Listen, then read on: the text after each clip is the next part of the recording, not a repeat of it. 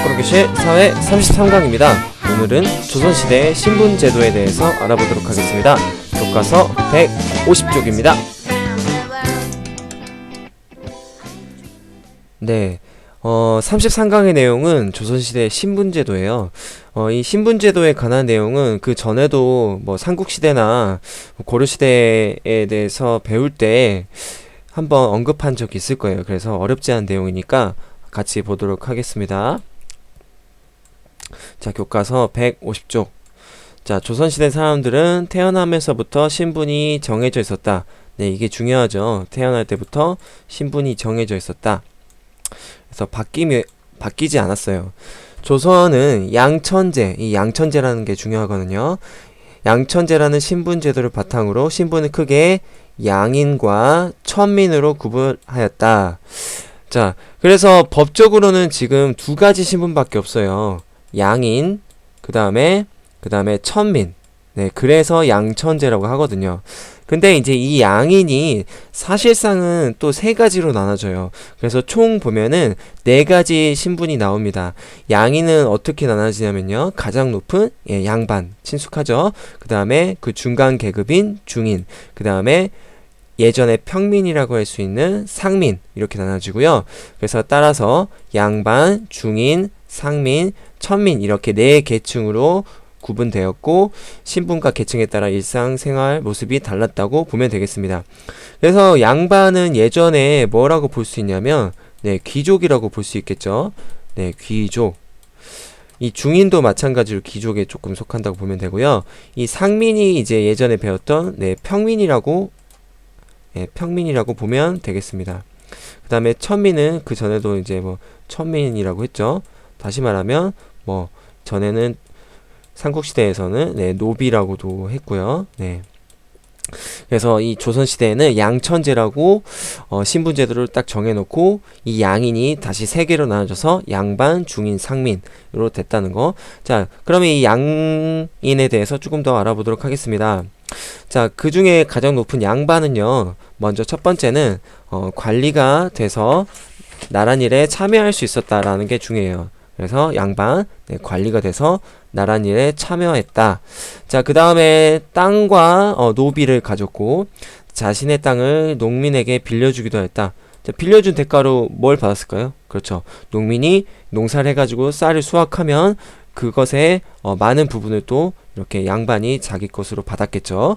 자, 그 다음에 남자는 뭐했냐? 어릴 때부터 글 공부했다. 왜 글 공부했을까요? 네, 과거 급제에서 그렇죠. 관리로 나가는 경우가 많았죠. 그 다음 여자는 뭐했냐? 양반 중에 글 공부를 해서 그렇지만 여자들은 관리가 될 수는 없었고 집안 살림을 챙기고 자녀를 교육하는 데 힘썼다. 네, 대표적인 인물이 그렇죠. 여러분 5만원짜리 있는 신사임당이죠. 그래서 신사임당은 관리는 여자라서 관리는 될 수 없었지만 보면은 시나 그 다음에 그림 이런 문학 예술에 능했던 그런 인물이에요. 자, 그 다음에 중간 계급인 중인 보도록 하겠습니다. 양반과 상민의 중간에 있는 계층이었다. 이들은 양반을 도와 중요한 거 관청. 지금으로 따지면 뭐라고 얘기할 수 있을까요? 그렇죠. 공무원이죠. 공무원. 네. 지금의 공무원이 예전 조선시대로 치면 중인 정도 됐다고 보면 되겠어요. 자, 그 다음에 전문직에 종사했다. 그럼 전문직이 뭐가 있냐? 의학을 공부한 의관이나 그 다음에 외국 사람의 말을 통역하는 역관 등이 중인에 속하였다. 이들은 상민보다 그렇죠. 평민보다는 지위가 높았으나 양반처럼 높은 관직에 오르기는 어려웠다.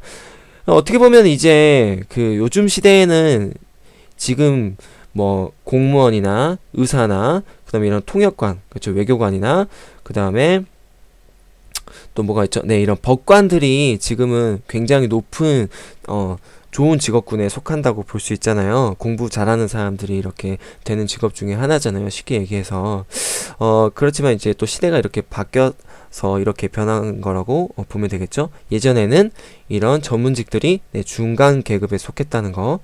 그리고 혹시 여러분 그 과거제도 공부할 때 기억나나요? 이 중인들 특히 전문직이 봤던 과거제도 무슨 과가 있죠? 그렇죠. 잡과라 그러죠. 잡과 기억나요? 네. 잡과라고 합니다. 이 잡과들이 주로 중인들이 받겠죠. 신분제로 따지면요. 다음 넘어가서 네, 이번에는 상민 보도록 하겠습니다. 전체의 조선의 국민들 중에 가장 대부분을 차지했던 네, 상민입니다. 네, 상민은 농업, 어업, 그 다음에 수공업, 상업에 종사했다. 잠시만요. 네, 형광펜이 안 나와서. 네. 자, 상민, 농사를 짓거나, 자, 고기를 잡거나, 수공업 뭘까요? 수는 이 손으로 만든 그런 공업을 얘기해요. 그렇죠. 예를 들면 뭐 도자기를 빚거나 아니면은 뭐 집신을 만든다거나 이런 것들이죠. 네. 그 다음에 상업, 물건을 사고 파는 거, 상업 등에 종사하였고, 이들은 네, 군역은 전쟁이 났을 때 그렇죠. 군인이 되는 것들이에요. 네, 이런 것들이 굉장히 이런 상민들이 힘들었던 부분이었겠죠. 그리고 또 세금을 냈다. 예전에 평민하고 똑같죠. 네, 군역을 지고 세금을 내고 이 군인들이 뭐 예를 들면은 또 중요한 또 공사를 할 때는 또 이렇게 국가에 무료로 이렇게 또 봉사하는 그런 부역 제도를 또 하게 됐고요. 그리고 상인의 대부분은 농민이었고 그들은 농사를 지어 거둔 곡식의 일부를 그렇죠. 세금으로 내거나 땅 주인에게 바쳤다. 양반이 되겠죠. 그다음에 여자들은 뭐 했냐?